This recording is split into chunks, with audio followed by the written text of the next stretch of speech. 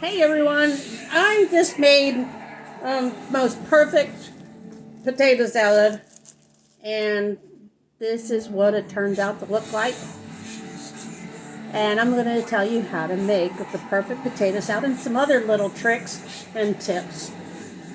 In my potato salad, I just put however many I think will fit in the bowl. And what you want to do with them is put them in water, cover them with at least ½ inch to an inch of water above the potatoes in your pot. Let them boil for about 25 to 30 minutes. Allergy season, I do apologize. And then when they're done, you put them in the fridge. Pour the hot water off of them, put them in the fridge. And the best way is to do this overnight. So, boil your potatoes the day before you actually want to make the potato salad. Put them in there and let them get good and cold overnight. The next day you're going to get up and you're going to peel your potatoes. And the other thing with boiled potatoes that's really great is home fries. So if you have a hankering for home fries, what I tell you can do with these is you can freeze these after you've cooked them.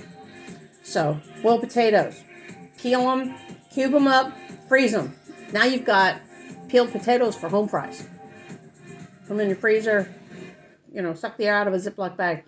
And then you'll have these, you can just grab them out, fry them up. That's one thing you can do with boiled potatoes, but this is for the potato salad. So once you get them out from the refrigerator from the day before, I take a little paring knife and you kind of break the skin so you can get a piece to come up, just like this, and then hold it with the knife and your thumb on one side and peel it off. And you're going to do that for the whole potato. Peel pieces off of it. Sometimes I can get a real big piece if I go down far enough. And go just like this. Like that. And I have some interference behind me. Let me see. Okay, before we go to your girlfriend, I'm going to ask you gentlemen, are you going to behave? Well, that's better. Less interference noise. Gotta keep the noise level down.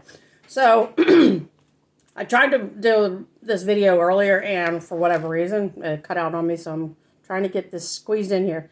So you want to peel all this. Oh, there's a big piece. See how it comes off that easy. I used to do this while they were still hot. They would boil them, pour the water off, let them cool to room temperature, and try to peel them, and they were still too hot, and I was burning my fingers all the time. So one day I decided I'm putting them in the fridge. And so first time I didn't do it, have them sit in there overnight.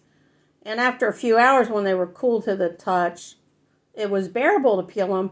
But when I went to cube them for the actual potato salad, what happened was they would fall apart. So when you let your potatoes set with the skin on them in your fridge the night before you actually want to make your potato salad, when you go to slice them, they don't break apart. They don't end up being mush.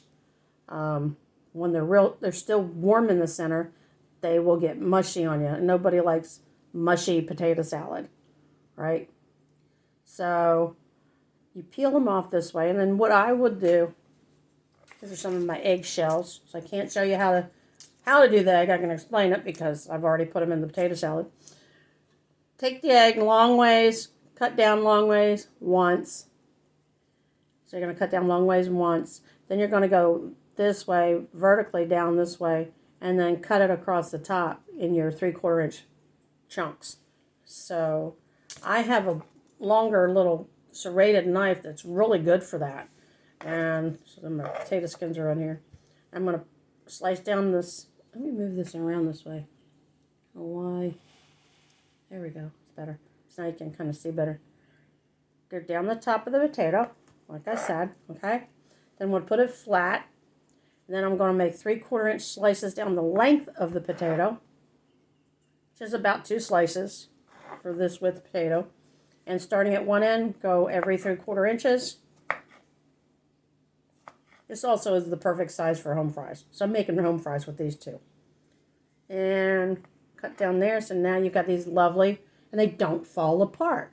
So when you freeze them, they're going to stay in shape. You take them out to do your home fries, and they're good to go. So let me throw these. Haha.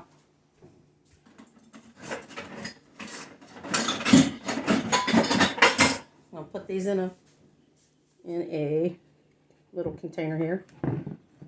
Then I'm going to show you a trick about the other ingredient besides potatoes in my potato salad is celery and onion. I don't put salt in it. I allow whoever's eating it, if they think it needs salt, they can put salt in it themselves. Everybody's kind of trying to watch their salt intake these days. And I know the screen is kind of crooked, so yeah, maybe I should go like this or go like that. But so I use the Spanish white or sweet onion or Vidalia onions. Now, the things with those onions is they typically are kind of flat and look like a hockey puck. And so they're kind of hard, even to make slices for sandwiches, it's kind of difficult. Because I like the perfect round slice. So what you want to do with a Vidalia sweet onion, you can use a red onion if you prefer it. But see, my kids didn't like onions, and they didn't like celery, but they like potatoes. And potato salad is not good if it's just mayonnaise and mustard and potatoes. It just doesn't taste right. So you want to take the onion in carefully, hold it so you can get a 1/4 inch slice started in it, and go all the way down to the other side. Okay, so now you got this nice onion slice. It's about a 1/4 inch. And then I cut it in half, right down the middle. And then I put those two halves together, just like this. And you can cut it across the center, just like this, until you get to where it starts to arch, and then do the arch. Or you can do it all the way around in the arch shape, which is what I'm going to do with this one. So you start at this side of the arch, okay? And tiny little slices just slice across all the way to the other side.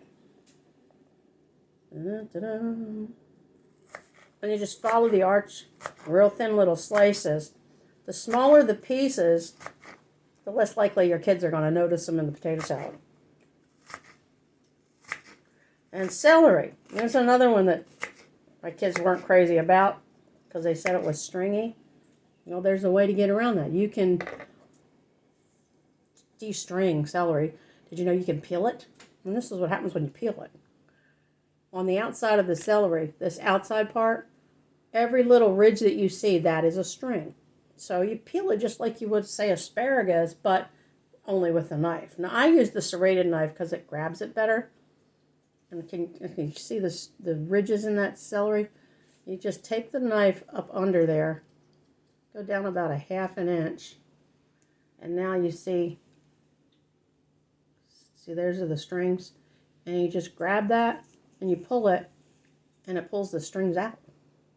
You still have celery, but you got the strings out. And you just do that on the whole thing. Just go around to wherever those guys are, and then when you're done with that, to make sure it's just tiny little pieces, you just go through it. And I make 2 slits, so now I have 3 little skinny stalks. Make super thin slices of that, throw them in the potato salad. And I use the center stalks because I want the celery taste. Not so much of the green, although the greener ones make it look pretty. And you get more of that celery taste for grown-ups. But kids don't like celery much, so they never knew I had celery in my potato salad either. So they didn't like onions, they didn't like celery, and they were eating them. So I was tricking them, which is kind of sneaky for Mom. Now, the hard-boiled eggs. This is the part I can't repeat because the video kind of cut off on me. What you do is you take your eggs, you put them in a pot that's at least 4 inches deep. You want to have about 1 inch of water above your eggs. You put them in the water, bring the water to a boil. As soon as you see it rolling boiling, you put your timer for 10 minutes. When that 10 minutes clicks off, immediately take your pot to your sink, pour the hot boiling water off, turn on the cold water and let the cold water run over the eggs, and then grab I get 2 big handfuls of ice cubes. And I pour half of the water off of them, and I put the ice cubes in the water that has been running over them, the cold water, tap water, and then I let them sit for about, I guess today I only let them sit for maybe 5 minutes or so, but it's flash cooling, or it's almost like blanching vegetables when you do it. But what happens is the sudden change in the boiling temperature to the cold temperature pulls the membrane away from the white of the egg, and it attaches it to the skin, to the shell. And so when you go to peel it, you peel these big old chunks of eggshell off, and you don't tear up the egg. This little gizmo, this is for the eggs. It's a little egg slicer. I love this little thing. So when I do a medium-sized bowl like this, I'll hard boil 3 eggs. 2 go in it, and the other one is the decoration on top, as I showed you. I'll show you again in a minute. But you put your egg in the same direction as the shape of this little egg slicer. Put the egg in there, you close it up, slice it, open it up, hold your egg at both ends, flip it the opposite direction, close this little wire on top of it, but I always stick my thumb on the edge because it wants to shimmy out because it's not the same shape anymore. And you go down and you end up with strips of egg white and egg yolk, and that goes into the potato salad. The third egg, you just let it slice it, and you take the slices, and I alternate them with the yolk and the white. I'll take this off one more time. And then the topping it's just paprika. So it just makes it pretty. And also gives a little peppery taste. And there's the paprika. Now when it comes to the mayonnaise and the mustard, in this size bowl, what I did was the equivalent of 2 tablespoons of regular yellow mustard and basically 6 tablespoons of mayonnaise. I like to measure it by using one of those big salad spoons. You know, the kind they use for serving salad. I must put it in the sink already. Did I? Yes, I did. This big spoon. This is the equivalent of about 2.5 tablespoons. So if you do 6 tablespoons, that should be plenty, or 2 of these. And the way you tell that you've got the right amount of mayonnaise and mustard on your potato salad is that when you pick a piece of it up, we'll take a little piece out of here. You don't have any dry potato in it. Every single piece of potato in there has a coating of mayonnaise and mustard. And this has got a little bit of paprika on it.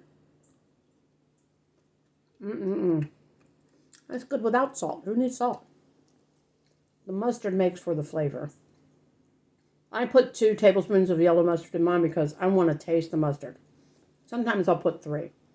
But generally as a rule, it's 2 heaping tablespoons of yellow mustard and 2 big salad spoons or 6 tablespoons of mayonnaise.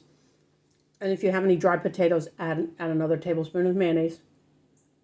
And then if it tones down your mustard, then you've got to do another teaspoon or so of mustard in on top. But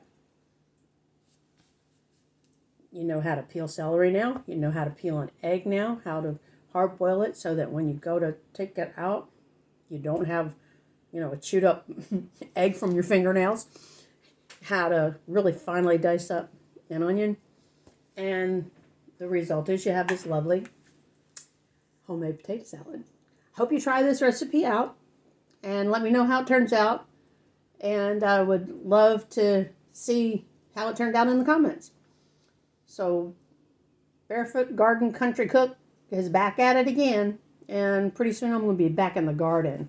So keep an eye out. I've got weeds to pull.